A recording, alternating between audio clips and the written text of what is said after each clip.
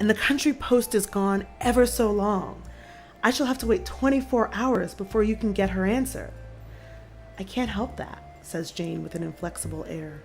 "She's trusted me, and I'll do my duty by her. As you stayed away so long, it can't hurt you to stay a little longer." "Stayed away so long? Cruel girl. Don't you know that it was she who left me?" "Whatever she did, I make no doubt she did it for the best," answers Jane, true to the fair young governess whose donations of lace and ribbon, soiled gloves, darned stockings, and friendly smiles had won her heart years ago. "See here, Jane," says Alexis, unfolding a 5-pound note.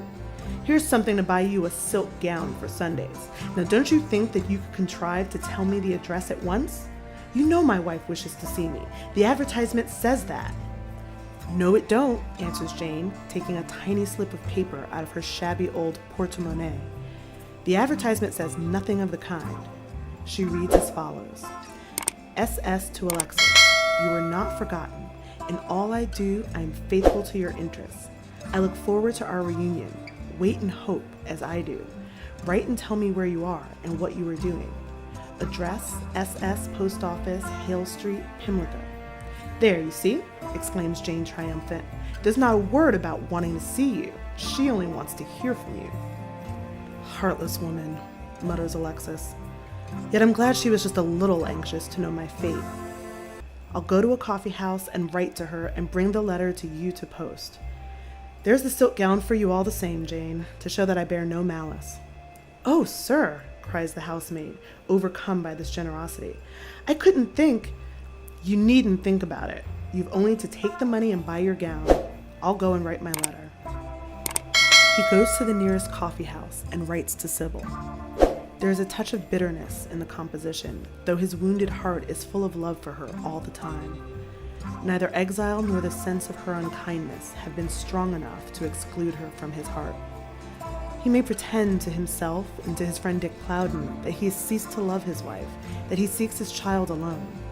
But the mere fact that she has sought to obtain tidings of him is enough to melt his heart, to change pride and anger to love and pardon. "Whatever the exalted sphere in which you now move," he writes, "you may be glad to know that your desertion has not quite been the death of me. I have contrived to live, somehow, though indignation against your cruelty has lacerated my heart, and love for the wife who deserted me has proved an incurable disease. I have not starved or been driven to hang myself, and I have come back from the other side of the world because I have a foolish hankering to know the fate of the woman who swore at the altar to love, honor, and obey me, and kept her vow by abandoning me in my darkest hour of need. Where are you, Sybil? And with whom? What has been your reward for deserting me? Has your scheme of life been a wise one? Have your hopes prospered? Write and answer all these questions freely and fully if you recognize the tie which in the sight of God and man makes us two one.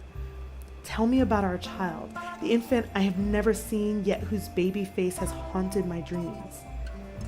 You have given your babe to the care of strangers, perhaps, but I conclude you have watched over its welfare. Tell me further if there are in your life, prosperous as it may be, some few weaker moments when your heart yearns for reunion with the husband you once loved. But no, love, I will show you an easier way. Do not stop to answer one of these questions. Write, Sybil, from your heart to mine. Tell me in 3 words to come to you, and I will come. I will come, dear, and all the past, all that you have made me suffer shall be forgotten and forgiven in the rapture of our reunion. Yours forever, if you will have it so, Alexis. He is swayed to and fro by diverse passions as he writes this letter, now all bitterness, now fond, unreasoning love. He has not the courage to read over his effusion, but seals and addresses it hastily and hurries back to Lowther Street. There is no difficulty about